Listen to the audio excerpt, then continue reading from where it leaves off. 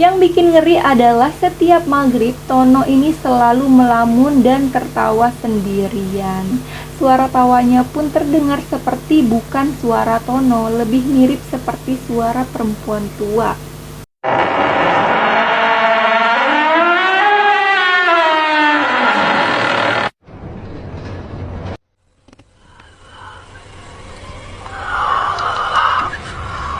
Hai, assalamualaikum. Terima kasih udah mampir di channel aku. Seperti biasa di malam hari ini aku akan menceritakan kisah-kisah horor nyata kiriman dari kalian semua.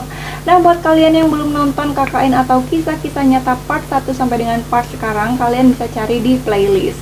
Judulnya kisah-kisah nyata. Aku juga ngucapin terima kasih buat kalian yang udah nonton, semoga kalian terhibur. Nah, kalau kemarin aku menceritakan tentang kisah jenazah pelaku pesugihan, kali ini aku akan menceritakan dua kisah sekaligus ya guys ya. Semoga kalian terhibur hari ini. Oke, nggak usah banyak batu decot, kita langsung aja ke ceritanya. Cekidot. Cerita pertama datang dari Sinta di Jawa Timur. Sinta ini menceritakan pengalamannya selama dia bekerja di sebuah pabrik roti. Sebenarnya ini tuh bukan pabrik melainkan home industry gitu. Karena kan emang tempatnya tuh kayak rumah gitu, kata Sinta. Terdiri dari 3 lantai. Jadi lantai 1 untuk produksi, lantai 2 untuk mes karyawan, dan yang lantai 3 untuk rooftop gitu guys. Nah, singkat cerita, Sinta ini menempati kamar paling ujung. Jadi di lantai 2 itu ada 12 kamar. Posisi kamarnya tuh ada depan gitu. Dari 12 kamar ini yang terisi hanya 7 kamar. Nah, pas banget nih. Di depan kamar Sinta itu kosong. Menurut teman-temannya, kamar itu udah lama banget kosong dan gak pernah ada yang mau menempati kamar itu. Tinggallah nih si Sinta di situ sehari 2 hari aman ya, nggak ada apa-apa. Nah, pas di hari ketiga Sinta tuh ngerasa kayak ada yang selalu memperhatikan Sinta gitu guys. FYI, kamar yang Sinta tempati itu dulunya bekas kamar mandi guys. Pantas aja nih si Sinta ngerasa pengap dan aneh aja kalau lagi di kamar itu. Esokan harinya mulailah nih si Sinta kerja, karena memang Sinta hari pertama dan hari kedua itu cuman beres-beres kamar dan perkenalan aja katanya. Ternyata di situ itu karyawannya cuma sedikit, hanya sekitar 20 orang lah. Singkat cerita, Sinta ini disuruh cicinya nih. Jadi cici ini adalah panggilan untuk yang punya pabrik guys. Nah, disuruhlah nih si Sinta ini sama cicinya untuk mengambil bahan roti di gudang. Oke lah nih, si Sinta OTW nih ke gudang. Dan FYI, gudang penyimpanan itu ternyata gelap banget guys, kata Sinta. Jadi Sinta ini masuk ke ruangan itu tuh hanya dengan cahaya dari luar aja. Tapi tetap sih kelihatan meskipun gelap gitu kan. Lanjutlah nih si Sinta mengambil bahan-bahan yang disuruh sama cicinya.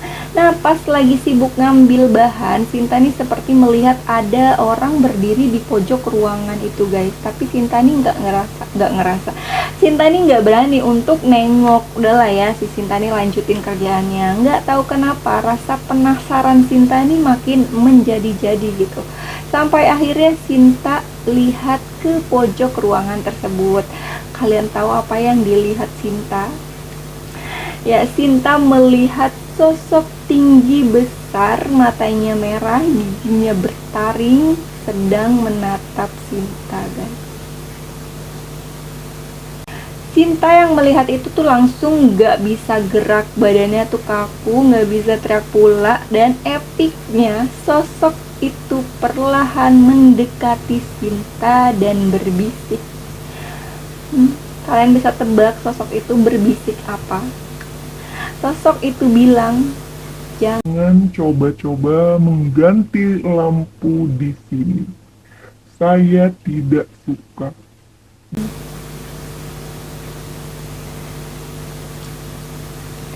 mendengar itu tuh Sinta langsung pingsan. Pas bangun-bangun dia udah ada di kamarnya. Nah, setelah mulai rada tenang, tetangga kamar Sinta ini nanya kan, sebut aja nih namanya Nani nih. Nani ini nanya, "Kamu lihat apa sih di gudang?" gitu kan. Akhirnya Sinta cerita semuanya ke Nani dan juga teman-teman yang lain. Menurut teman-temannya memang udah banyak banget di kejadian-kejadian aneh di sana, termasuk yang Sinta alami saat itu. Nah, itu dia cerita dari Sinta. Sebenarnya masih banyak kejadian lain kata Sinta, cuman dia cerita yang menurut dia tuh paling epic aja gitu loh guys. Oke, cerita kedua datang dari teman kita namanya Anton dari Bogor. Anton ini seorang fotografer gitu guys. Jadi dia tuh kerjanya ya hunting-hunting foto gitu. Suatu ketika Anton ini sama kedua temannya bernama Tono dan Adit hunting foto di sebuah rumah tua.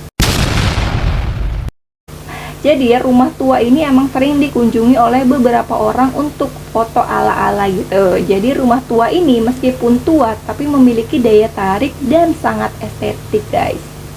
Nah, singkat cerita, Anton, Tono, dan Adit ini tiba di rumah tua itu sekitar jam 3 sore. Nah, mereka ini langsung lah nih cepet-cepet gitu tanpa menyia-nyiakan waktu. Nah, di sela-sela foto itu si Tono ini kebelet buang air kecil. Gue kebelet nih, gue pengen kencing, katanya. Gue kencing di mana ya gitu. Di sekitar sini nggak ada toilet nih, kata si Adit. Aduh, yaudah deh, gue kencing di dalam rumah aja, kata si Tono nih. Terus hati-hati ya, bilang numpang-numpang dulu, kata si Adit nih, karena emang kan tuh rumah tua gitu kan guys. Oke, Tono akhirnya merasa lega nih. Tadi lu bilang numpang-numpang nggak, kata Adit. Hah? Bilang ke siapa? Kan di rumah ini kosong. Tono jawab kayak gitu. Ya udahlah, kata si Adit pasrah. Nah, setelah mendapat hasil foto yang cukup, akhirnya mereka memutuskan untuk pulang. Cuy, balik yuk, udah maghrib nih, kata Anton nih. Anton ngajakin balik. Tono dan Adit pun mengiyakan dan mereka bergegas pulang menggunakan motor. Nah, si Anton nih boncengan nih sama Tono karena rumah mereka nih searah. Nah, di perjalanan pulang hujan turun, namun mereka sepakat untuk lanjut. Nanggung juga kan kalau berhenti. Toh baju mereka juga udah basah. Tibanya di rumah, Tono ini ngeluh nggak enak badan, meriang gitu. Si Anton mikir mungkin habis kehujanan, jadi kayak gitu. Yaudah mending langsung istirahat aja, masuk angin kali lu gitu, kata si Anton. Ya kali ya, thanks ya bro gitu, kata si Tono. Akhirnya si Anton ini cabutlah balik. Singkat cerita, setelah beberapa hari Anton mendengar kabar kalau Tono ini sakit. Udah 3 hari mukanya pucat, lesu, lemah, lunglai. Karena khawatir, akhirnya Anton dan Andi ini memutuskan untuk menjenguk Tono. Setelah tiba di sana, ibunya Tono ini langsung bercerita banyak tentang kondisi Tono selama 3 hari terakhir. Yang bikin ngeri adalah setiap maghrib Tono ini selalu melamun dan tertawa sendirian. Suara tawanya pun terdengar seperti bukan suara Tono, lebih mirip seperti suara perempuan tua, kata Anton. Bro, jangan-jangan Tono diikutin sama penunggu rumah tua yang kemarin. Wah, jangan-jangan iya. Akhirnya mereka menceritakan kronologi tersebut kepada ibunya Tono. Setelah mendengar penjelasan Anton dan Adit, ibunya Tono pun berinisiatif untuk meminta pertolongan ke tetangga yang paham akan hal tersebut. Tak lama kemudian orang pintarnya pun datang, sebut aja nih namanya Pak Somad. Nah, Tono ini masih dalam keadaan melamun, sesekali tertawa dan menangis. Astagfirullahaladzim. Nah, kata Pak Somad nih kaget melihat keadaan Tono yang seperti ini. Apa Pak? Tanya ibunya Tono nih. Ada sosok wanita tua yang sedang gelendotan di badan Tono, Bu. Sebentar, saya urus dulu, kata Pak Somad. Pak Somad pun terlihat mulai berdiskusi dengan sosok wanita tua tersebut. Dia bilang, maaf Nek, kenapa nenek bisa nempel di badan anak ini? Tanya Pak Somad. Berenya ho kabudak ieu, ulah sok sembarangan. Timah aing dikiihan, manehna teu izin heula ka aing.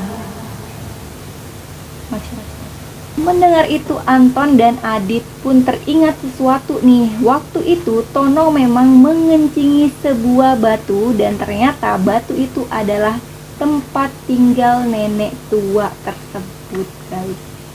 Nah, setelah melakukan mediasi yang cukup sulit, akhirnya sosok itu pun mau meninggalkan Tono, asal batu yang dikencingi Tono ini disiram dengan air.